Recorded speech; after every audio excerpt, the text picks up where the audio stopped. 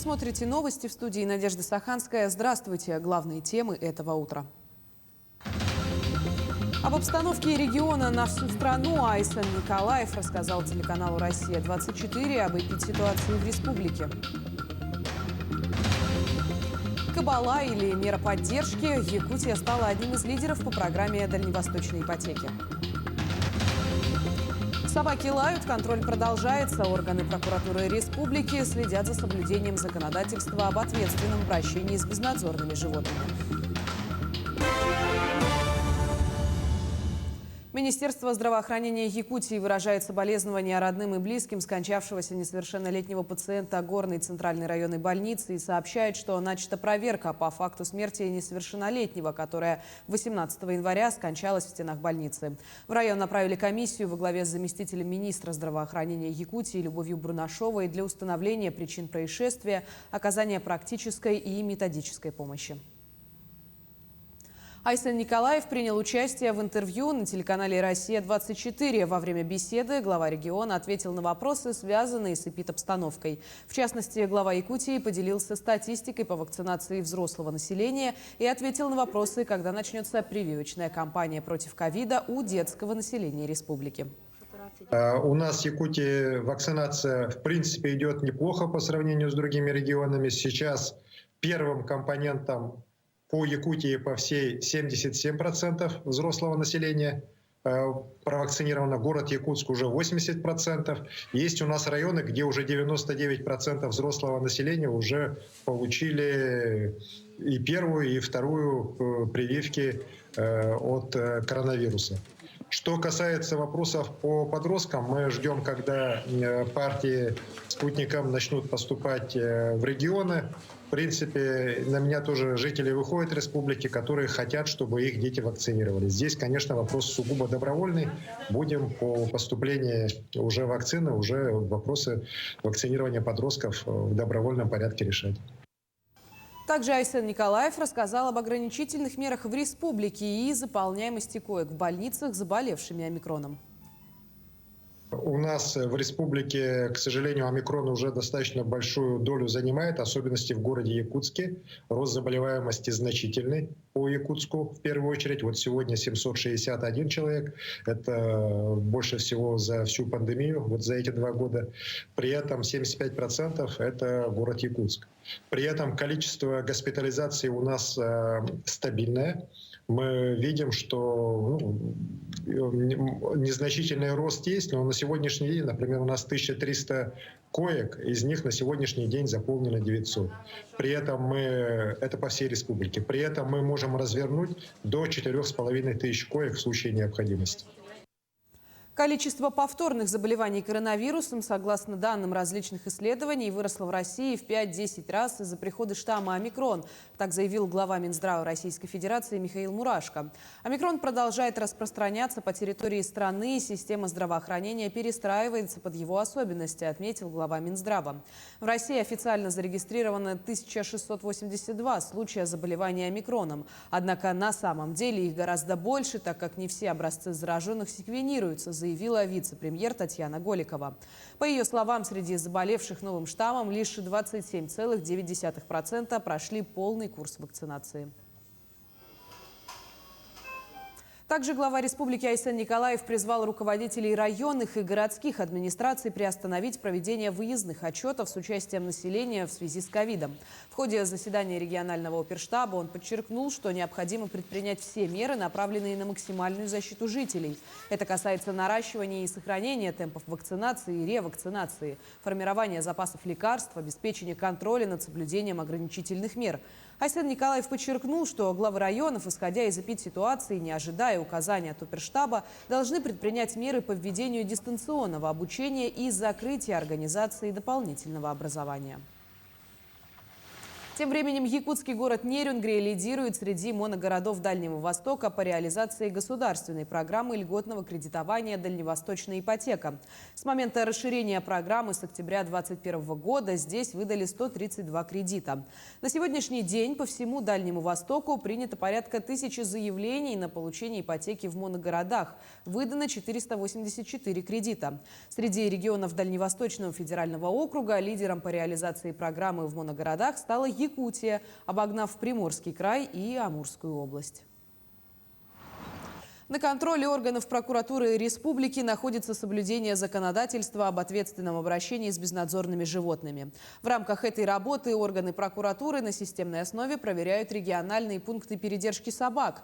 Прокурорами выявлено более 350 нарушений закона, принято свыше 220 актов реагирования.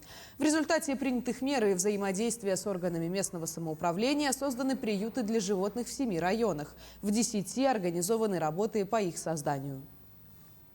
Проведенной проверкой прокуратуры республики в департаменте ветеринарии выявлены факты отсутствия должного контроля за исполнением муниципалитетами переданных полномочий, выразившихся в отсутствии проверок административной практики. В 20 районах республики не проведены профилактические мероприятия по разъяснению действующего законодательства гражданам.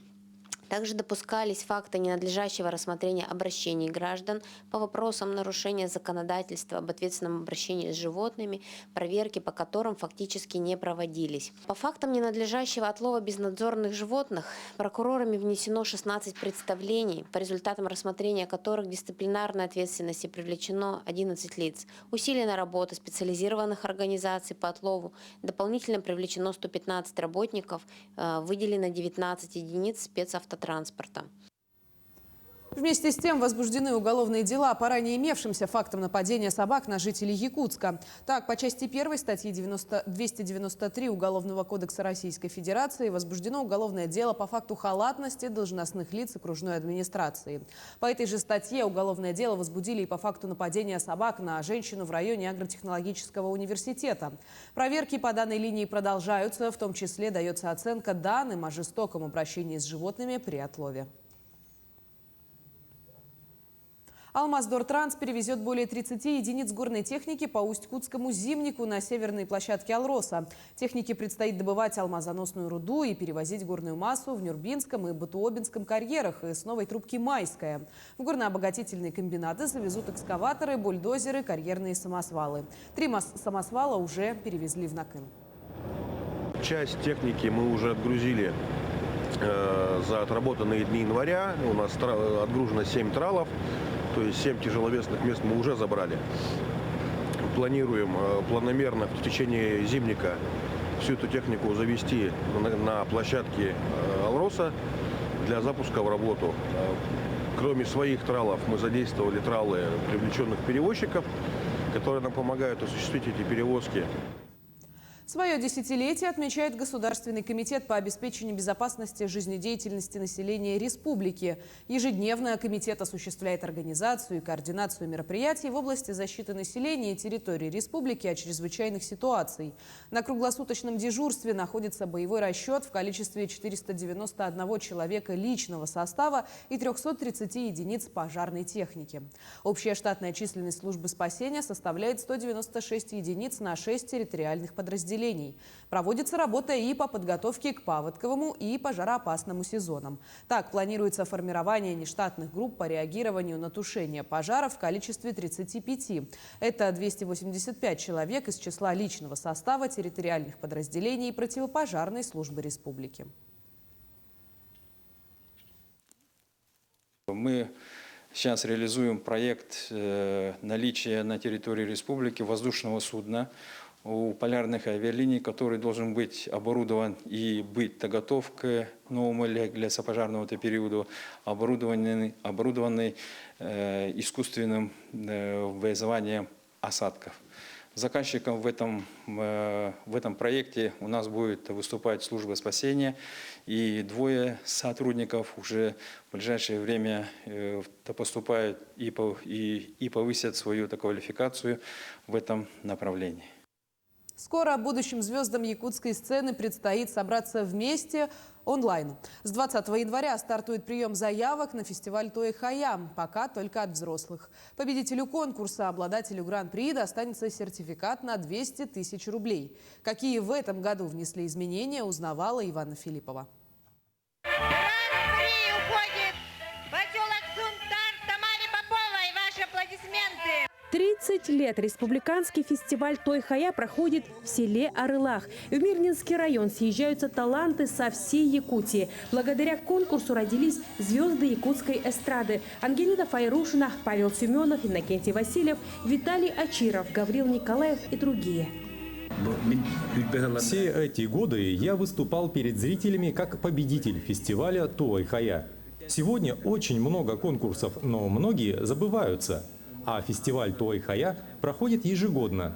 Я призываю молодых исполнителей принять участие. Откройте свой талант с Той Хая. Молодым исполнителям я желаю удачи. Творите, пойте, участвуйте. Пусть Той Хая откроет вам дорогу на большую сцену.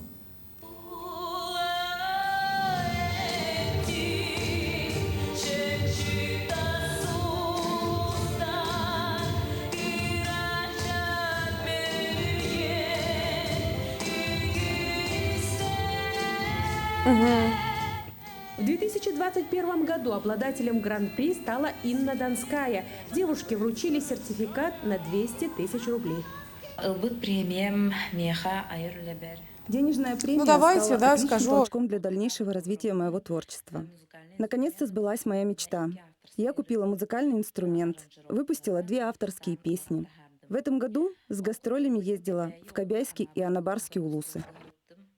В этом году призовой фонд более 400 тысяч рублей. Победителю достанется половина. Лауреатам и дипломантам вручат денежные сертификаты. А еще участников ждут дополнительные призы. Какие? Секрет. Прием заявок стартует 20 января и продлится до 5 февраля. Первый и второй тур конкурса пройдет в онлайн-формате. Положение и форму заявки можно скачать на нашем официальном сайте toyhaya.ksk.ru. Участники отправляют анкету. Для участия в первом этапе отправляется 1 песня на якутском языке на выбор участников. Участники, прошедшие во второй тур, отправляют еще 1 песню, также на якутском языке, патриотическая.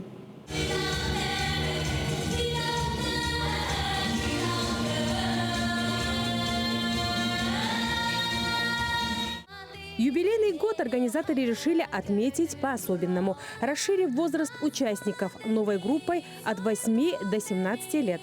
Финал Той Хая 2022 «Дети» пройдет 1 июня в День защиты детей. Ивана Филиппова, Кирилл Шолохов, телеканал «Алмазный край». На этом наш выпуск завершен. Наши корреспонденты продолжают следить за развитием событий. До встречи в эфире.